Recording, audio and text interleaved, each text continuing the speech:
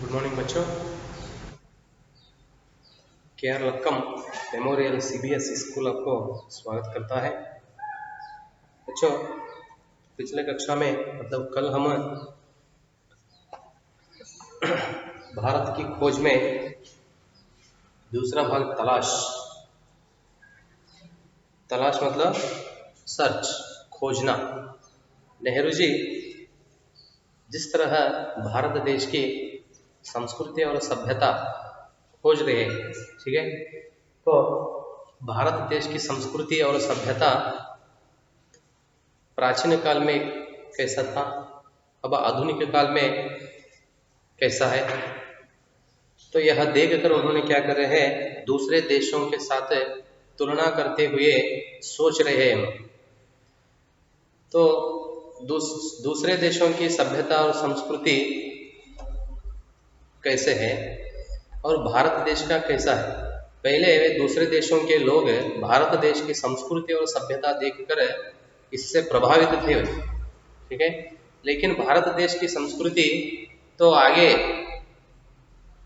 जिस तरह दिन बदलते हैं, तो दिन बिताते हैं, तो आगे जाके मतलब अब आधुनिक काल में क्या हो गया, कुछ साल के बाद भारत देश की संस्कृति और सभ्यता में जरा बदलाव आ गया, ठीक है, लेकिन दूसरे देशों की सभ्यता और संस्कृति में कोई बदलाव न आया। तो इसके लिए कारण क्या, ऐसा क्यों हुआ, उसके बारे में सोचते सोचते नेहरू जी अनेक विषय हमारे साथ चर्चा किए थे। तो आगे उन्होंने क्या कहते हैं, भारत देश की संस्कृति और सभ्यता के बारे में हमें क्या समझाने के लिए कोशिश करते हैं। आइए बच्चों देखेंगे। तो आगे का विषय शुरू करने से पहले पीछे मतलब पिछले कक्षा में क्या हुआ था, एक दो पंक्ति पीछे से लो। मैंने भारत का इतिहास और उसके विशाल प्राचीन साहित्य के कुछ अंशों को पढ़ा।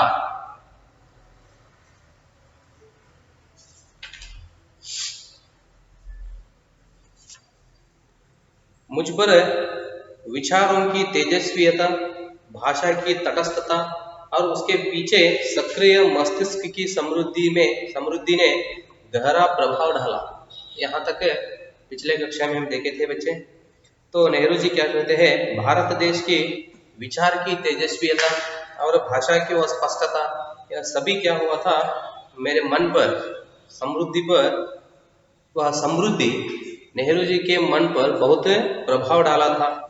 मैंने उन पराक्रमी यात्रियों के साथ भारत की यात्री की जो सुदूर अतीत में यहाँ चीन तथा पश्चिमी और मध्य एशिया से आए थे। तो यात्री लोग, सुदूर मतलब बहुत दूर से, बहुत दूर, सुदूर मतलब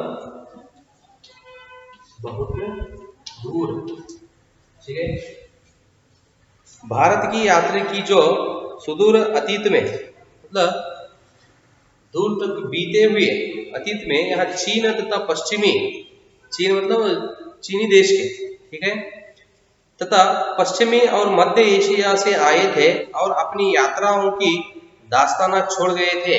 दास्ताना मतलब कथा, ठीक है, वे लोग भारत देश पर यात्रा शुरू करते हुए इधर आए थे। मतलब दूसरे देश के लोग भारत देश पर यात्रा करते हुए इधर आए थे, उन्होंने सफर करते हुए मतलब प्रवास, ठीक है, सफर करते हुए यहाँ आए थे। तो वापस जाते समय उन्होंने क्या किए, दास्ताना छोड़ गए थे, मतलब अपनी कथा उन्होंने इस भारत देश में छोड़ गए थे। मैं पूर्वी एशिया, अंगकोर, बोरोबुदुर और बहुत सी जगहों में भारत की उपलब्धियों के बारे में सोचने लगा।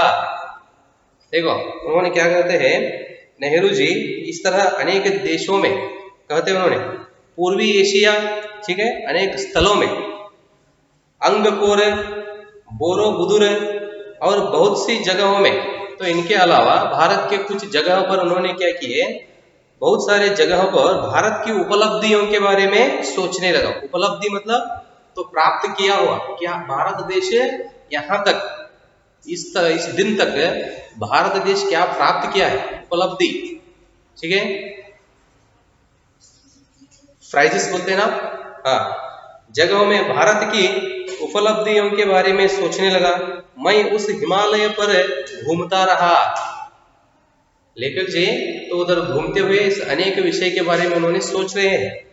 उस हिमालय पर घूमता रहा जिसका पुराने मिथकों, पुराना मतलब बीता हुआ, मिथक, मिथक मतलब परंपरागत, परंपरागत कथा, परंपरागत कथा मतलब पीछे से आया हुआ कहानी, कथा, तो लोग पालते रहते हैं, घर में देखते रहते हो, दादा दादी जी। परंपरागत कथा क्या है, तो पहले से वो घर में पालने की वह रूढ़ी क्या है, तो उसे हम क्या कहते हैं, परंपरागत। जिसका पुरानी परंपरागत कथा और दंत कथाओं के साथ निकट संबंध है, ठीक है। तो पुराने मतलब बीते हुए जो बीता हुआ जो कथा है और दंत कथाओं के साथ निकट संबंध है, और जिसने हमारे विचारों और साहित्य को बहुत दूर तक प्रभावित किया है। और वह ये सभी कथाएं क्या किए हैं, हमारे विचारों और साहित्य को बहुत दूर तक प्रभावित किया है। पहाड़ों के प्रति मेरे प्रेम ने और कश्मीर के साथ मेरे खून के रिश्ते ने मुझे उनकी ओर विशेष रूप से आकर्षित किया। देख लो, तो उधर जाके उन्होंने भारत देश की संस्कृति और सभ्यता, परंपरागत जो कथा, अनेक विषय के बारे में याद कर रहे हैं, ठीक है, स्मरण कर ले रहे हैं। और कहते हैं कि पहाड़ों के प्रति मेरे प्रेम ने और कश्मीर के साथ मेरे खून के रिश्ते, रिश्ता मतलब संबंध बोलते हैं ना, वही, साथ मेरे खून के रिश्ते ने मुझे उनकी ओर विशेष रूप से आकर्षित किया। मतलब उधर का स्थल नेहरू जी को क्या हुआ, वो बहुत पसंद लगा, और यह सब वहाँ के वह प्रदेश, मतलब वह पूरा पर्यावरण नेहरू जी को बहुत आकर्षित किया। इस महान पर्वत से निकलकर भारत के मैदानों में बहने वाली भारत की विशाल नदियों ने मुझे आकर्षित किया, ठीक है। तो आप देखते हो बच्चों, हिमालय पर्वत से क्या है, देश को क्या उपयोग है। तो हिमालय पर्वत से क्या होते हैं, तो कुछ नदियां देश में लगातार बहते रहते हैं, पानी से भर कर बहते हैं। तो कौन सा भी मौसम हो, गर्मी का मौसम हो या बरसात का मौसम हो और सर्दी का मौसम हो, हर मौसम में हिमालय से निकलने वाली नदियां हमेशा भरकर, पानी से भरकर बहते रहते हैं। तो उसे कारण यह है कि तो बरसात में क्या होता है, बरसात के पानी से भरकर बहते हैं।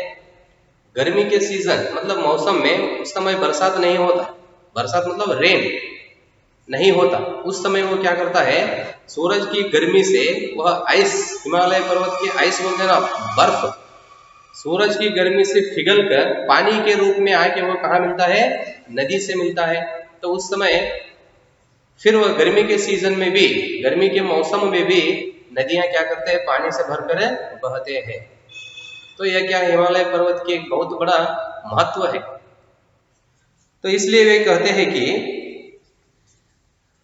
महान पर्वत, इस महान पर्वत मतलब वही हिमालय पर्वत, महान पर्वत से निकलकर, वहां से अनेक नदियां निकलकर, वह महान हिमालय पर्वत से निकलकर नदियां ने मुझे आकर्षित, विशाल नदियों ने मुझे आकर्षित किया।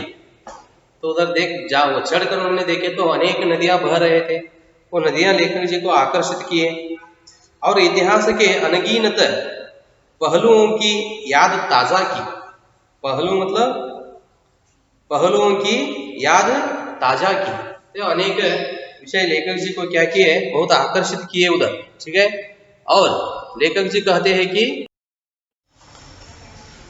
नेहरू जी कहते हैं तो हिमालय से बहने वाले अनेक नदियां उनको आकर्षित किए।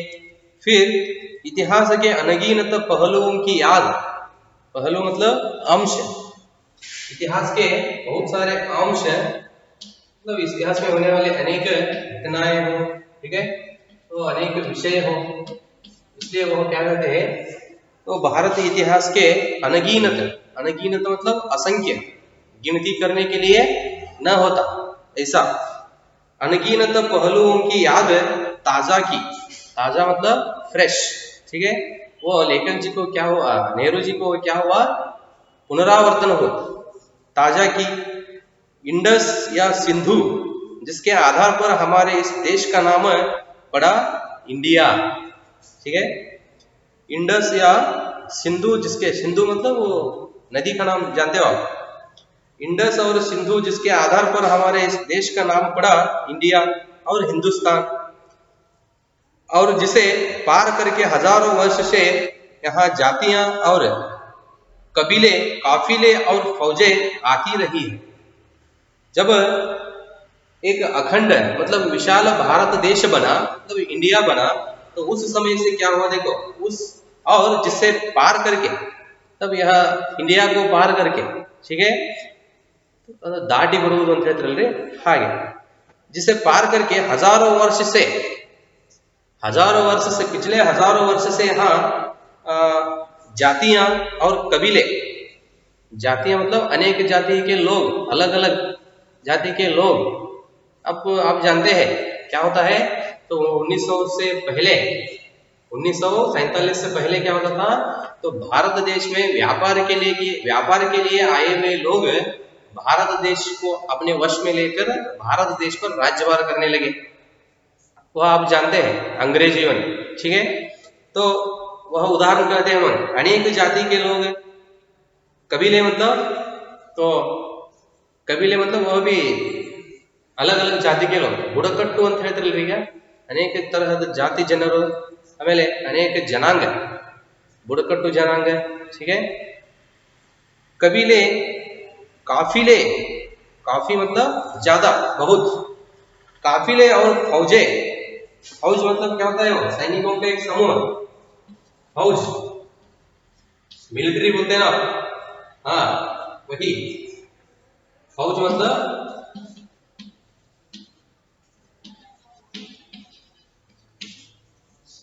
सैनिकों का समूह, ग्रुप, मिलिट्री बोलते हैं ना आप, सिर्फ फौज बोलते हैं।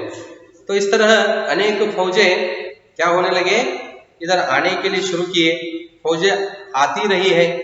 ब्रह्मपुत्र इतिहास की मुख्य धारा से लगभग खटी हुई मतलब वह अलग हो गई। ब्रह्मपुत्र इतिहास की मुख्य धारा से लगभग कटी हुई, पर पुरानी कहानियों में आज भी जीवित। ब्रह्मपुत्र क्या हो गई, ब्रह्मपुत्र मतलब वो जानते हो आप, ब्रह्मपुत्र नदी इतिहास की मुख्य धारा से लगभग कटी हुई, पर पुरानी कहानियों में आज भी जीवित, समझ में रहे ना, वह इतिहास से अलग हो गई, मुख्य धारा लगभग अलग हो गई है, मतलब कटी हुई है, लेकिन पुरानी कहानियों, पुरानी मतलब पीछे के आदिकाल की जो कहानियां है उसमें वो क्या है, अब भी जीवित है। उत्तर पूर्वी पहाड़ियों के हृदय में पड़ी गहरी दरारों के बीच से बरबस मार्ग बनाती हुई भारत में प्रवेश करती है। तो उन्होंने क्या कहते हैं, भारत देश आने के लिए उत्तर पूर्वी पहाड़ियों मतलब उत्तर पूर्वी, अब उत्तर भाग में, और तो वहां के लोग पहाड़ियों के मतलब उत्तर भाग में पहाड़ी लोग है, या पर्वत में वास करने वाले जो पहाड़ी लोग हैं, पहाड़ियों के हृदय में पड़ी गहरी दरार मतलब छेद, होल बोलते हैं ना, होल, ठीक है, दरार मतलब छेद। तो उत्तर पूर्वी पहाड़ियों के हृदय में मतलब उनके वहां जो लोग हैं उनके हृदय में क्या हो रहा है, पड़ी वह छेद, लोगों के हृदय में पड़ी वह छेद के बीच से बरबस मार्ग बनाती हुई, बरबस मतलब अकारण,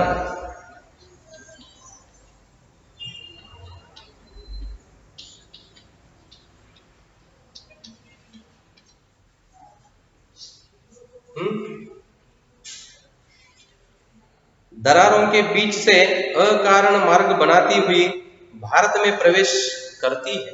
ठीक है, तो उत्तर पूर्वी पहाड़ में वास करने वाले लोगों के हृदय में क्या हो गया, एक रास्ता बन गया। दरार मतलब एक छेद के रूप में, मतलब होल के रूप में वह था, तो बाद में वो क्या हो गया, एक अकारण रास्ता बन गया और वे लोग भारत में प्रवेश करती है।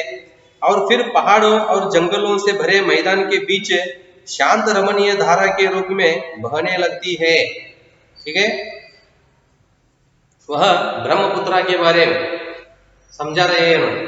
ठीक है, देखो इधर है, उत्तर पूर्वी पहाड़ियों के हृदय में पड़ी गहरी दरार के बीच से बरबस मार्ग बनाती हुई भारत में प्रवेश करती है। कौन है? ब्रह्मपुत्रा नदी के बारे में बोल रहे हैं उन्होंने। ठीक है, हिमालय पर्वत के ऊपर चढ़कर उन्होंने क्या कर रहे हैं, नदियों को देख रहे हैं ना, उसमें ब्रह्मपुत्र नदी के बारे में हमें समझा रहे हैं। वह क्या होता है, उत्तर पूर्वी पहाड़ियों के हृदय में, मतलब उस पहाड़ के बीच में बहते हुए गहरी दरारों के बीच, तब होल में दरार मतलब वो पानी जाने के लिए जितना चाहिए, थोड़ा हो तो जाते जाते क्या होता है, बड़ा हो जाता है। मार्ग से बनाती हुई भारत में प्रवेश करती है और फिर पहाड़ों और जंगलों से भरे मैदान के बीच शांत रमणीय धारा के रूप में बहने लगती है। तो इस तरह हिमालय पर्वत से निकलकर मार्ग ढूंढते हुए अनेक स्थलों में घुसते हुए क्या करती है, भारत देश में प्रवेश करती है और जंगलों पहाड़ों से भरे मैदानों के बीच शांत रमणीय धारा के रूप में बहने लगती है।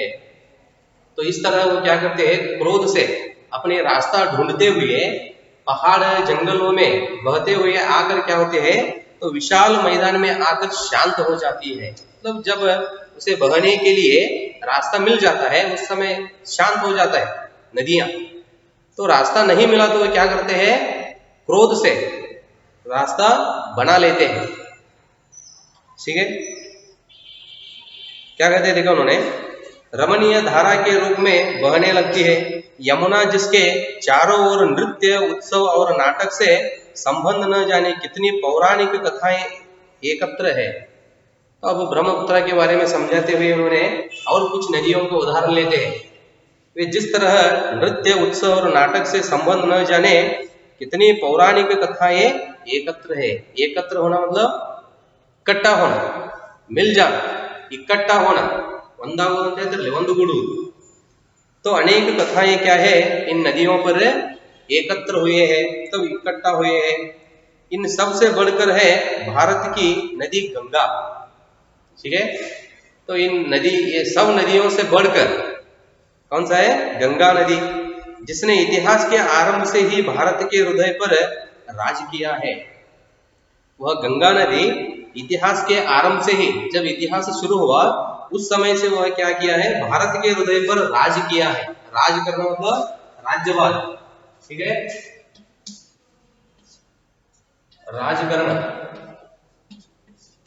तब राज्यभार करना।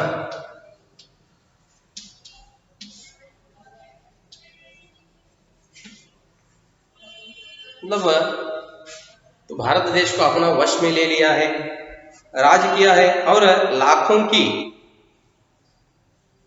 तादाद में लोगों को अपने तटों की ओर खींचा है। देखो तादाद